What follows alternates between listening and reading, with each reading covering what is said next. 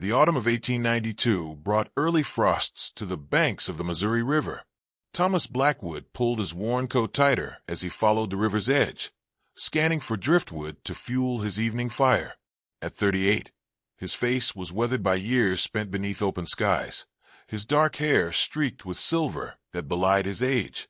For years of wandering since leaving Tennessee had left him lean and hard, a man accustomed to solitude.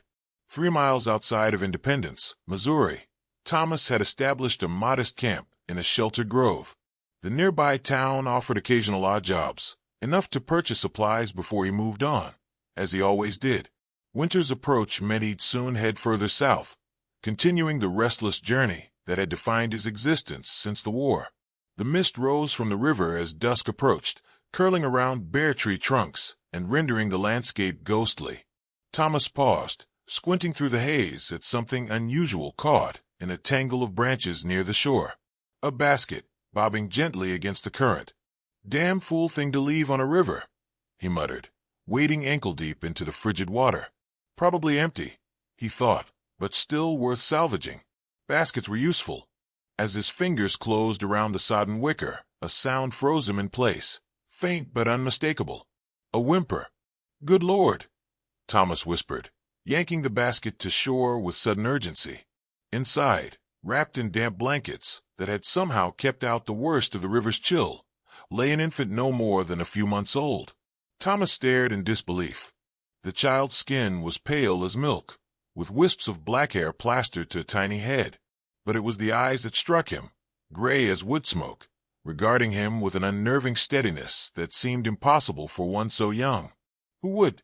Thomas began, looking upstream as if the culprit might still be visible. The river flowed on, indifferent, offering no answers. He'd heard stories of unwanted children abandoned to the elements, but the cruelty of it staggered him. Looking closer, he noticed a small pendant around the baby's neck, a simple wooden cross on a leather cord, the only identification provided. "Can't leave you here, little one," he said, his rough voice softening as he carefully lifted the child.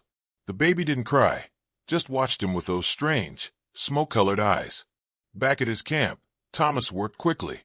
He built up the fire, dried the infant with his cleanest shirt, and fashioned a makeshift swaddle from his spare blanket. The child accepted his ministrations silently, those eyes following his every move. "You need milk," he told the baby, who merely blinked in response. "And I need to get you to someone who knows about children." As night fell fully, Thomas made a decision. He couldn't wait until morning. The child needed proper care, warmth, food, and examination by someone who could determine if the river journey had caused harm. He packed his few possessions, extinguished his fire, and cradled the infant against his chest inside his coat. The lights of Independence beckoned through the darkness, promising help but also complications.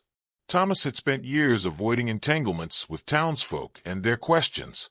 His preference for solitude had become a shield against the memories that haunted him, of battles fought, comrades lost, and a family that no longer waited for his return. Yet the weight of the child against his heart left no room for hesitation. The walk to town seemed longer with his precious cargo. Occasionally, he paused to check on the infant, who remained eerily quiet.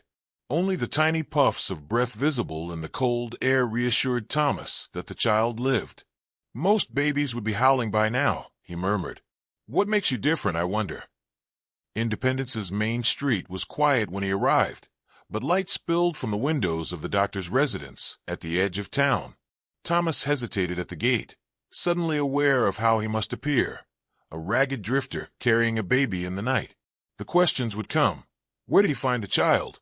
Why was he alone on the riverbank? Would they believe him, or suspect him of some malfeasance? The baby stirred against him, making a small sound of discomfort, the first real cry he'd heard from the child. Thomas straightened his shoulders and pushed open the gate. Whatever came next, he couldn't turn back now. This silent child with smoke-gray eyes had altered his path as surely as the river altered the land it touched, slowly, inexorably, carving new channels through even the hardest stone. Dr. Samuel Holcomb had practiced medicine in Independence for nearly 30 years. He delivered babies at midnight, set broken bones by candlelight, and tended to gunshot wounds in his kitchen. Yet the sight of Thomas Blackwood, a man known around town only as that drifter who does odd jobs, standing on his doorstep with an infant bundled against his chest, still managed to surprise him. "Found this one in the river," Thomas explained tersely after being ushered inside. "In a basket, caught on some branches. Still alive, but quiet. Too quiet." The doctor's parlor was warm, the walls lined with bookshelves. As Thomas unwrapped the baby, Mrs. Holcomb appeared in a dressing gown, her gray hair in a loose braid. "Merciful heavens," she breathed, immediately taking charge. "Samuel, warm some milk. I'll fetch blankets." Dr. Holcomb examined the infant with practiced hands, while his wife prepared a makeshift bed. "A girl," he announced, "perhaps 3 months old. Remarkably, she seems unharmed, though chilled to the bone." Thomas hovered uncomfortably near the door, hat in hands. "Will she be all right?" "With proper care, yes." The doctor looked up sharply. "You did right bringing her here, Blackwood." Mrs. Holcomb returned with a small bottle of warmed milk, which the baby accepted eagerly. "There now," she murmured. "First time she's shown any real spirit," Thomas observed. "The sheriff will need to be notified," Dr. Holcomb said. "Someone may be looking for her." Thomas doubted this. People searching for a child don't put it in the river. "Perhaps not," the doctor conceded, "but procedure must be followed." Sheriff Mills arrived within the hour, bringing with him a sense of officialdom that made Thomas retreat further into the shadows of the room. The lawman asked pointed questions, jotting notes in a small leather-bound book. "No identification at all?" he asked. Thomas hesitated, then reached into his pocket and produced the wooden cross. "Just this, around her neck." The sheriff examined it. "Plain work. Could be from anywhere." He sighed heavily. "I'll make inquiries, but if no one claims her, she'll go to the orphanage in Kansas City." Something twisted in Thomas's chest at these words. He'd heard stories about such places, overcrowded, understaffed, where children were seen as burdens rather than blessings. "When?" he asked, surprising himself. "Few days, maybe a week. Need to give folks time to come forward, if there's anyone to come forward." The sheriff regarded Thomas curiously. "Why? You planning on sticking around?" Thomas had no answer. His plan, until a few hours ago, had been to continue south within days, following the endless road that had become his life, since the war had broken something essential inside him. After the officials left, Mrs. Holcomb offered Thomas a meal and a place to sleep in their barn. "Least we can do," she said kindly. "You saved that child's life tonight." In the quiet of the barn, surrounded by the familiar smells of hay and animals, Thomas found himself unable to sleep. The image of those smoke-gray eyes haunted him. There had been no fear in them, no infantile confusion, just a steady gaze that seemed to look straight through his carefully constructed defenses. By morning, Thomas had made his decision. He appeared at the doctor's door at first light, cleanly shaven, his clothes as presentable as he could make them. "I want to claim her," he stated without preamble, when Dr. Holcomb answered. The doctor's eyebrows rose. "Claim her? You mean adopt? Blackwood, you're a single man with no fixed address. The authorities would never." "Then I'll get an address," Thomas interrupted. "I've saved enough for a month's rent somewhere. I can find steady work." "Why?" Mrs. Holcomb had appeared behind her husband, the baby in her arms. "You don't know this child. She's no relation to you." Thomas struggled to articulate what he himself didn't fully understand. "She was put in my path. And those eyes." He shook his head. "I've been drifting since '65. Maybe it's time to stop." The couple exchanged glances, a silent communication born of decades together. "It won't be easy," Dr. Holcomb warned. "You'll need references, proof of employment, a suitable home. And you'll need to learn how to care for an infant," Mrs. Holcomb added. Thomas nodded solemnly. "I can learn. What will you call her?" Mrs. Holcomb asked softly, looking down at the baby, who was watching Thomas with those unsettling gray eyes. The question caught him off guard. In the chaos of the night, he hadn't considered a name. He thought of the river mist that had swirled around him when he found her, of her eyes that reminded him of smoke from a distant fire. "Grace," he said finally. Grace River Blackwood. Independence, Missouri had always been a place of beginnings. It was where wagon trains had departed for Oregon and California, where fortunes had been sought and lost, where new lives had been forged from determination and hope. Now it would be where Thomas Blackwood would attempt to transform himself from drifter to father. Sheriff Mills was predictably skeptical. "Blackwood, this isn't like adopting a stray dog," he said when Thomas formally stated his intentions. "There are procedures, inquiries to be made." "Make them," Thomas replied simply. "I'll still be here." True to his word, Thomas rented a small room above the general store and secured steady employment at the lumberyard. The work was familiar enough, loading wagons, cutting timber, but the regularity of it felt strange after years of drifting from job to job. While the official inquiries proceeded, Grace remained with the Holcombs. Thomas visited daily, gradually learning from Mrs. Holcomb's patient instruction how to hold the baby properly, how to prepare her milk, how to recognize the different cries that signaled hunger or discomfort. "She's still too quiet for a child her age," Mrs. Holcomb remarked one afternoon as Thomas awkwardly changed Grace's swaddling. "Most babies her age coo or babble. She watches everything, but makes hardly a sound." Thomas had noticed this too. Grace's smoke-gray eyes followed movement with unnerving focus. When he spoke to her, she seemed to listen with complete attention, as if memorizing his voice. "Maybe she's just cautious," he suggested, "given what she's been through." Mrs. Holcomb nodded thoughtfully. "Perhaps. Or maybe." She hesitated. "What?" Thomas prompted. "Nothing certain. Just that sometimes children born with differences are the ones set adrift." Thomas's hand stilled on the blanket. "You think there's something wrong with her?" "Not wrong," Mrs. Holcomb corrected gently. "Different. Those eyes are unusual, certainly. And her quietness. Some might consider such traits unsettling." Thomas thought of the superstitions he'd encountered in his travels, of children born with calls being marked for strange fates, of infants with unusual features being considered changelings. Foolishness, to his mind, but he knew how powerfully such beliefs could grip communities. "Doesn't matter," he said firmly. "She needs someone. I'm offering." 2 weeks after finding Grace, Thomas stood before Judge William Porter in the county courthouse. The room was paneled and dark wood that absorbed the weak November sunlight struggling through tall windows. Dr. Holcomb had come to speak on his behalf, as had Mr. Jensen from the lumberyard, who testified to Thomas's reliability and work ethic. "Mr. Blackwood," the judge addressed him directly, "your circumstances have been itinerant, until very recently. What assurance can you provide that you won't simply move on when winter passes, child in tow?" Thomas met the judge's gaze steadily. "Your Honor, I've been moving since Appomattox. Running, truth be told, though from what, I couldn't rightly say anymore." He took a deep breath. "When I pulled that basket from the river, something changed. I can't explain it properly, but I know this child was put in my path for a reason." The judge's expression remained impassive. "This isn't about divine providence, Mr. Blackwood. It's about the welfare of a child." "Yes, sir. And I'm saying I'll provide for that welfare. I've taken lodgings. I've secured employment.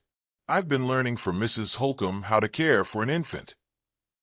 Thomas hesitated, then added, "I know what it is to be alone in the world. I don't want that for Grace."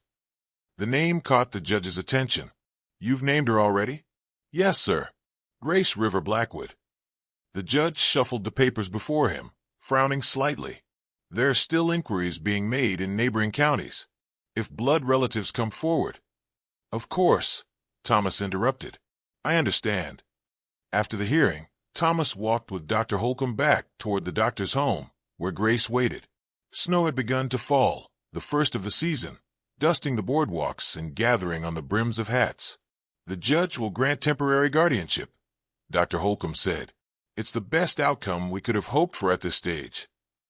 Thomas nodded, absorbing this information. "And if no one claims her? Then in 6 months, you can petition for permanent adoption."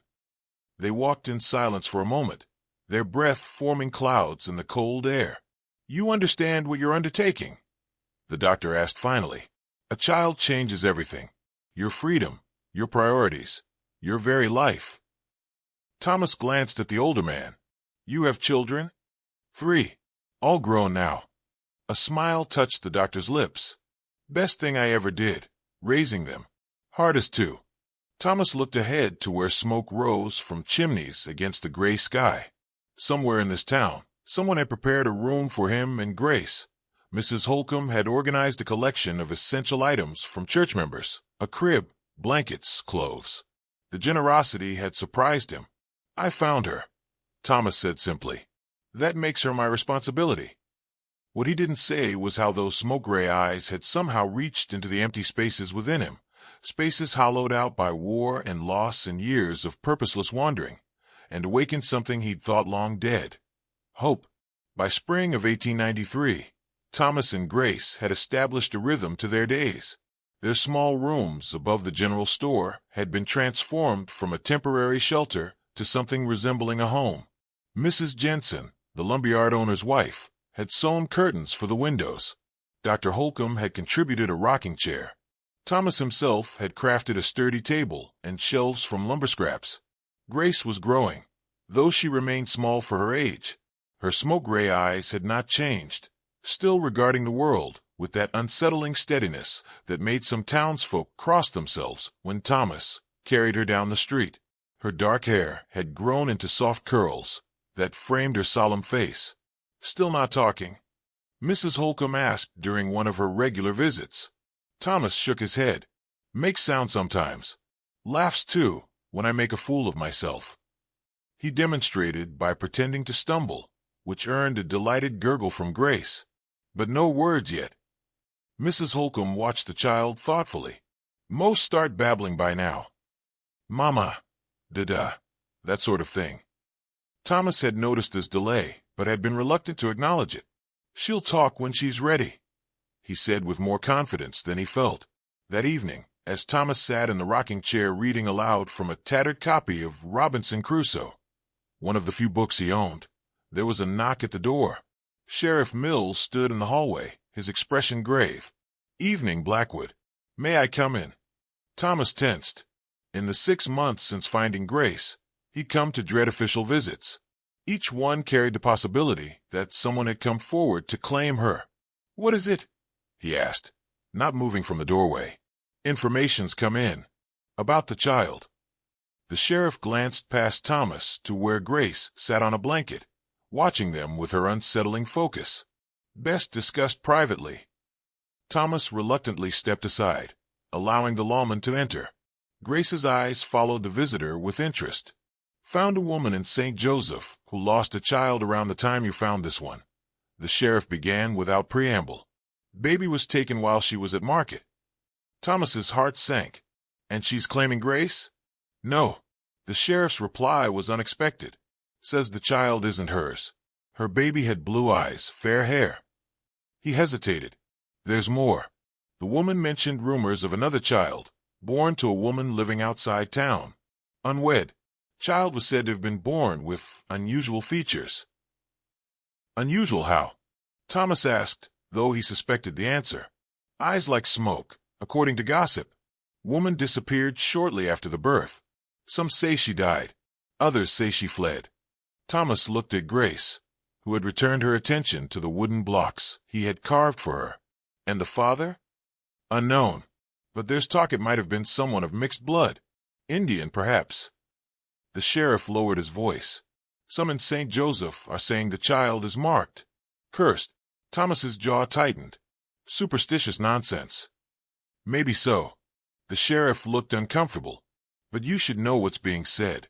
The judge will make his final ruling on your petition next month. These rumors could influence his decision. After the sheriff left, Thomas sat beside Grace on the floor. She immediately handed him a wooden block, a gesture that had become her way of requesting play. Not cursed, he told her firmly. Just different. And there's nothing wrong with different. Grace regarded him solemnly, then deliberately placed another block in his hand. That night, Thomas lay awake long after Grace had fallen asleep in her crib beside his bed. The sheriff's words echoed in his mind. He'd encountered such superstitions before, children born with distinctive marks or features being labeled as cursed or touched by spirits. In some communities, such beliefs could lead to ostracism or worse. The thought of Grace facing such prejudice filled him with a cold anger. Yet he couldn't deny that there was something unusual about her. Not just her striking eyes, but her intense focus, her preternatural quietness, the way she seemed to understand things beyond her age. "Doesn't matter," he whispered into the darkness. "You're mine now. I'll protect you." But as spring progressed toward summer, Thomas noticed subtle changes in how some townsfolk regarded them. Mrs. Wilkins at the general store no longer offered Grace peppermint sticks. Reverend Fowler, who had initially been supportive of Thomas's guardianship, now suggested rather pointedly that regular church attendance might benefit the child's soul. Even at the lumberyard, Thomas occasionally caught whispers that fell silent when he approached. "Heard that baby still ain't speaking. Those eyes ain't natural. Indian blood, they're saying." Thomas ignored the talk, focusing instead on the approaching court date when his temporary guardianship would, he hoped, be made permanent. He'd saved nearly every penny he earned, preparing for any legal challenges.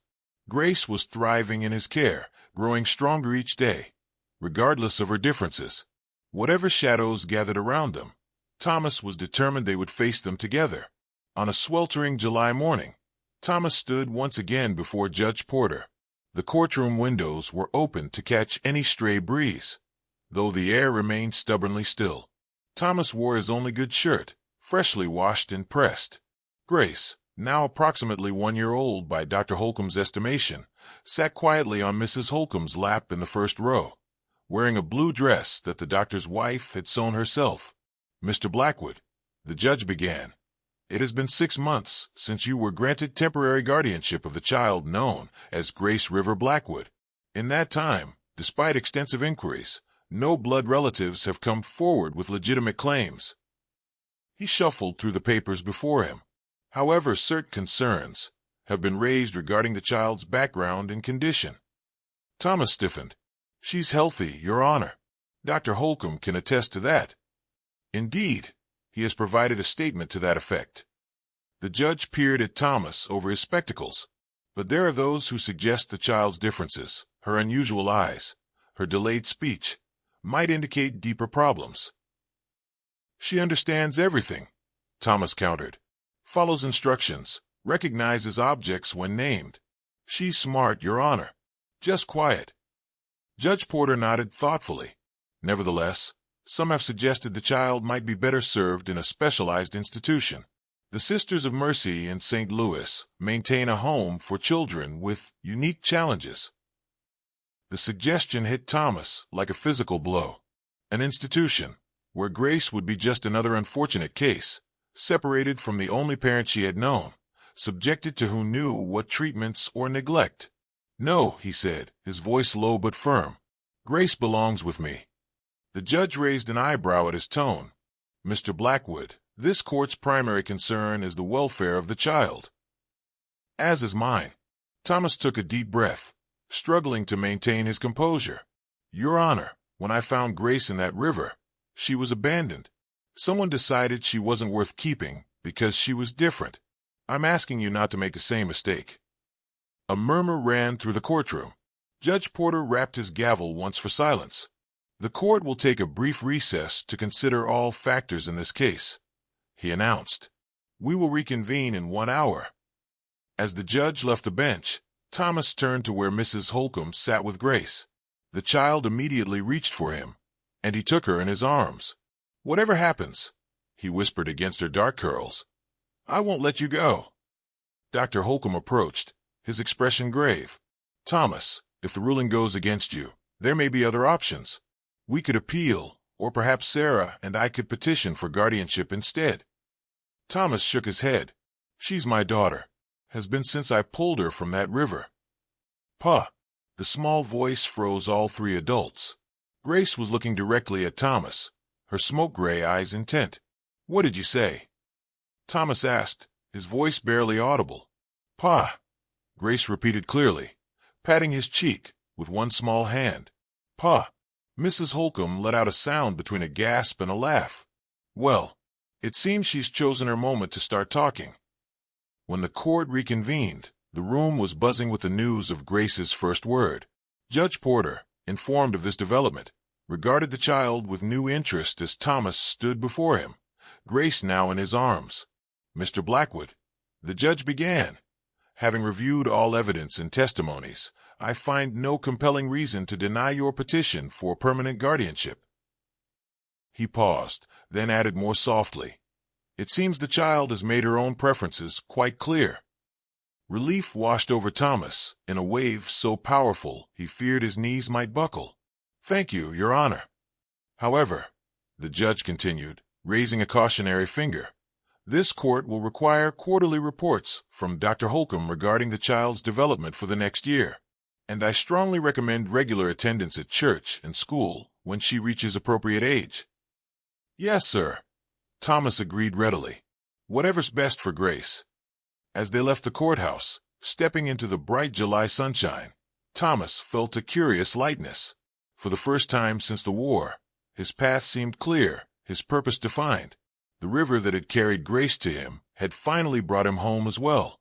We did it, little one, he told her as they walked toward their rooms, now truly their home. You're Blackwood now, official and proper. Grace regarded him with those extraordinary eyes that had so unsettled others, but had always seemed to Thomas like windows into a soul older and wiser than her years. Pa, she said again, and then something new. Home. Thomas smiled, holding her close as they walked through the streets of Independence. No longer a drifter but a father, no longer adrift but anchored. Whatever challenges Grace's differences might bring, whatever shadows might gather around her unusual eyes, they would face them together. The river had taken much from both of them, but in its mysterious wisdom, it had also given back, delivering each to the other precisely when they needed it most.